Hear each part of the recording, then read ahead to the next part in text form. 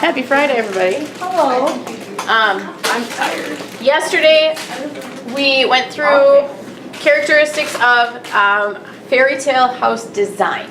So in other words, how to take the idea of a character and their physical appearance and their personality and kind of translate that into what that's going to mean for their house, right? Today, we're going to talk about the actual planning process of how you go about doing that. You worked on the planning sheet a little bit yesterday, is that true? Did you get the planning sheet? Yes. Yes, you did. I wasn't here. Yes. Okay, We did. there exists a planning sheet. It looks like, hand me one of those. Yes, hand me so I can show the camera, please. Thank you. We also got a list back. It looks like this. Oh, we got 2 lists. Wow. You got 2 lists. Yeah, that we've had some issues with the copier. We're fighting right now. We're not on speaking terms. He's on the couch. But this is going to ask you things about your character, okay? So all of this side of this, you're going to make up, okay? You just, what's the word I'm looking for? Create it. It's not the word I wanted, but that'll work.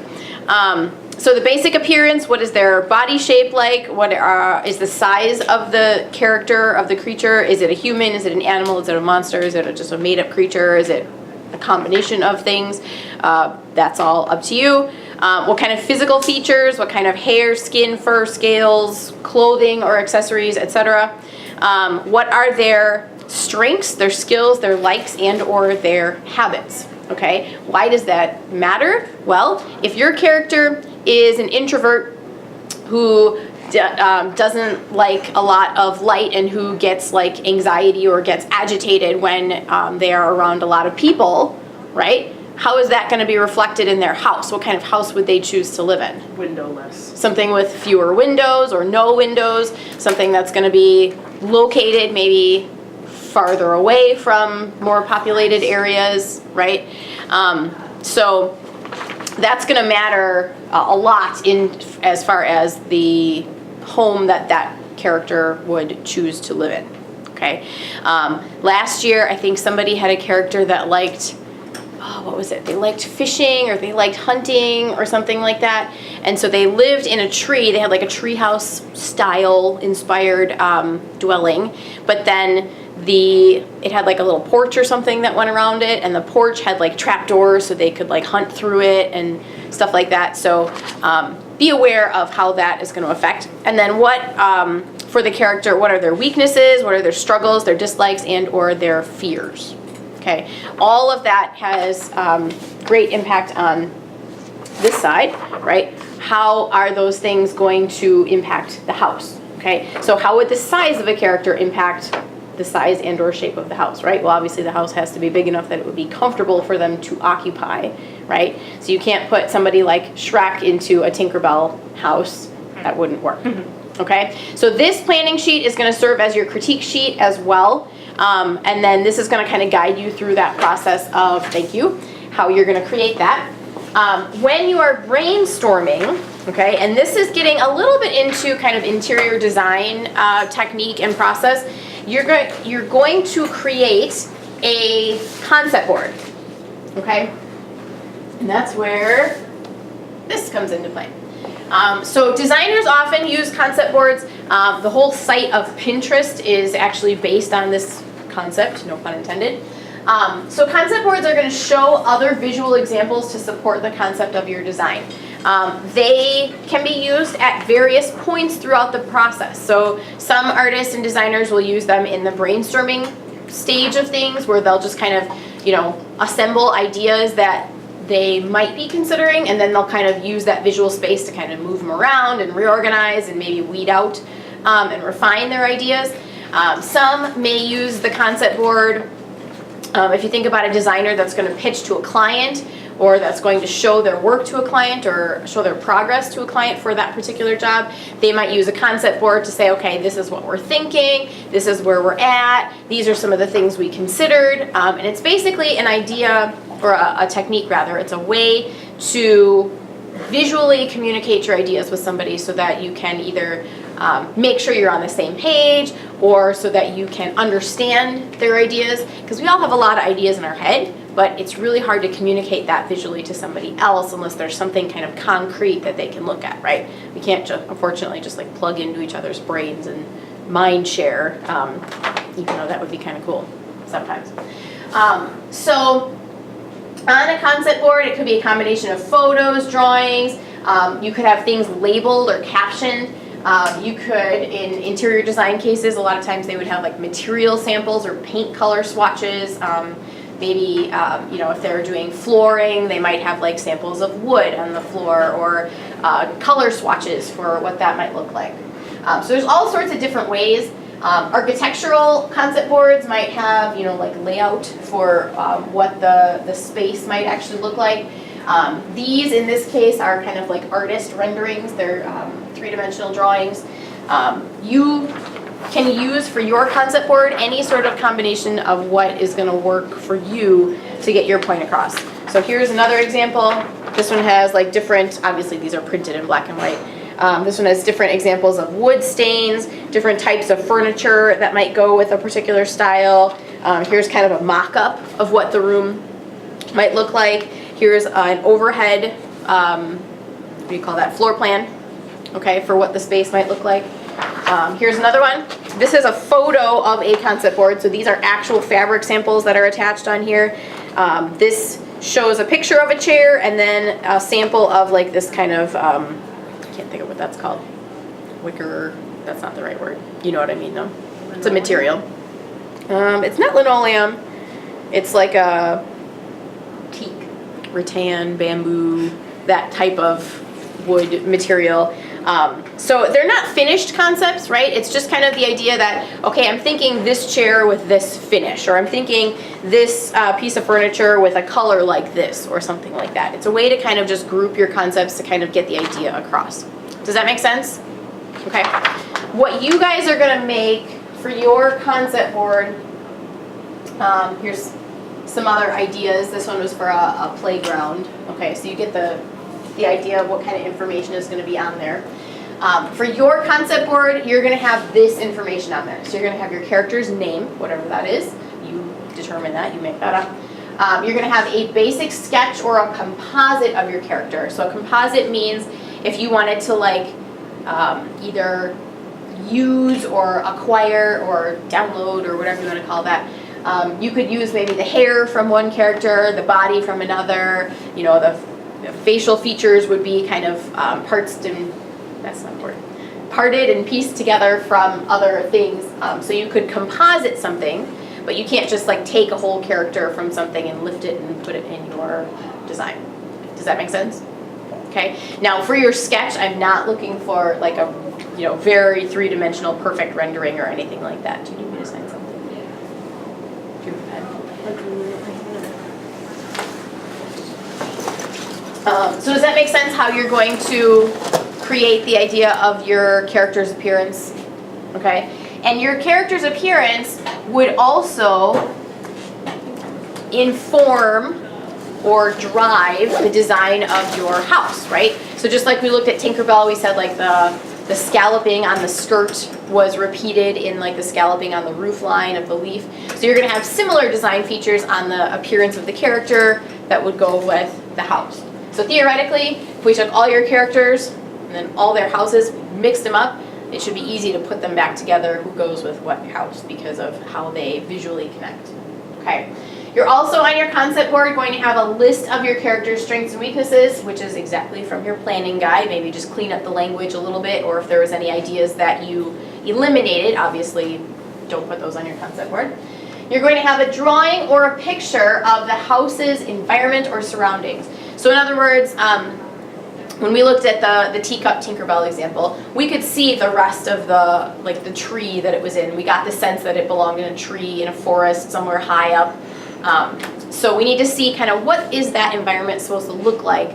You don't have to make the environment, but you need to use some sort of visual indication of where that house is going to go. Okay.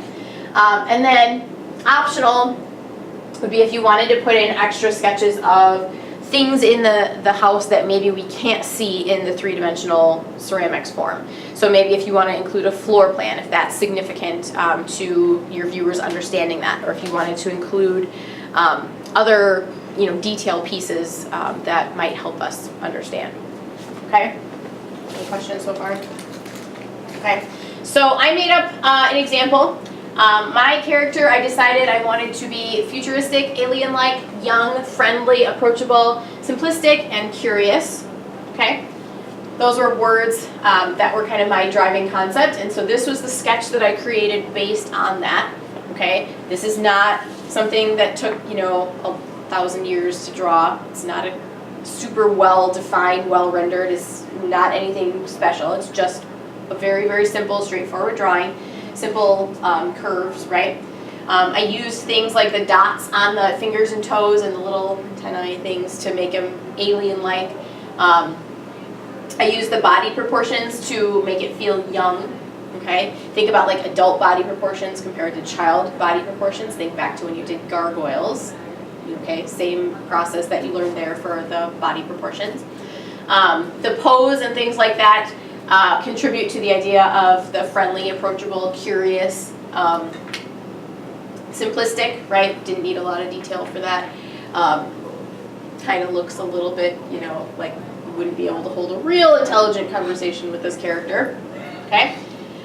So based on that, I gave him a name, Swarg, right? And the name was based on the color brown, okay? So I literally plugged in the word brown into a thesaurus, and I looked up words that helped inform or helped drive the creation of that name. Does that make sense?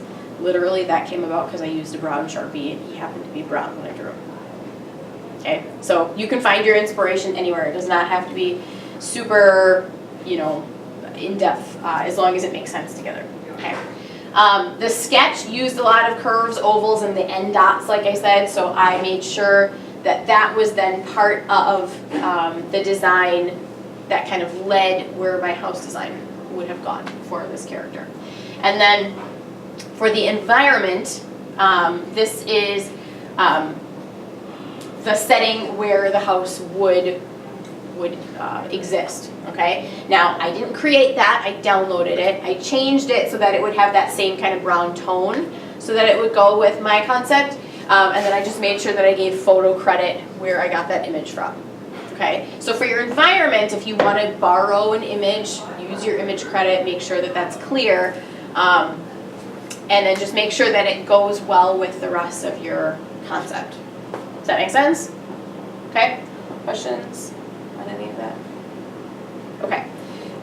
Don't assume that your house needs to be like a rectangle, okay? The lines, the edges, all of those planes that make up the house, they can be curved, they can be angled, they can be any sort of structure that is going to fit your character, okay? So even though yesterday I gave you all those different examples of like house shapes, roof lines, stuff like that, you can still adjust them, obviously, to fit what your character would have, okay?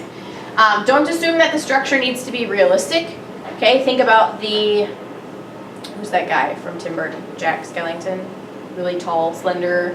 That house was clearly not a realistic proportion or shape or anything like that. So use that sense of really heavy distortion if you want. Use the idea of changing things. It doesn't have to actually be something that a human could live in real life.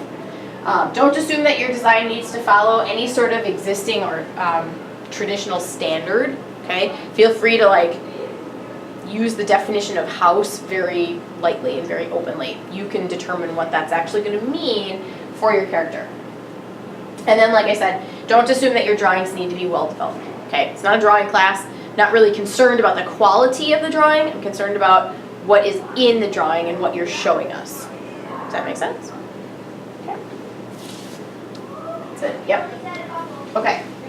That is not for this class. So, did I give you guys a rubric?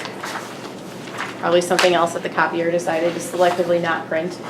On your rubric, it's going to have your grading criteria for what your house needs to have. Okay, so you're going to build that house out of ceramic. Now, remember we talked about your actual plan for the house doesn't necessarily need to let me rephrase this differently. If you are going to actually build the house does not need to be built out of actual clay in real life, okay? So you could, for example, make your ceramic house look like it's built out of wood, or you could make it look like it's built out of concrete or metal or rocks or sticks or whatever, okay? You're gonna simulate whatever that is. Think about your textures. Think about how those materials would be attached. Think about what type of structure would be needed to reinforce those kinds of materials. Okay, so don't assume it has to be something traditional like wood or clay, all right? Then the concept board is going to be a separate 25-point grade, but on the same rubric. It's just listed down below. Okay, and it just has to have those 4 pieces of information. So their characteristics, the environment, the name and the character sketch, and then I put the main design features on mine too, just to kind of help that be clear, but that's up to you how you want to do that. Okay. Size on the concept board doesn't really matter to me as long as it's bigger than the house, because it's going to be displayed with the house when we put them in the hallway. Your text on there should be easy to read from the display case. Okay, so not like 12-point type. And if you want to hand draw it, that's fine. You can do whatever technique works for you. Questions? Do we need thumbnails? You don't need a ton of thumbnails. I just want to see at least like one rough draft of kind of what you're thinking before you actually go and build it.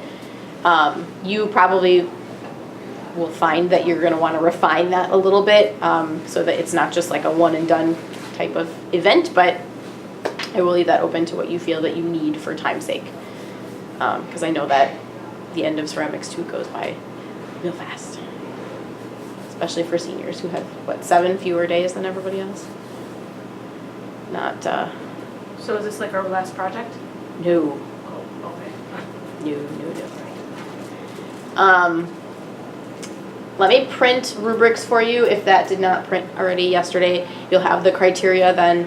And then as soon as you have that planning guide done and you feel like you have a good sense of who your character is, what they are about, and what their house looks like, then you can start building. Good enough? Yeah. All right.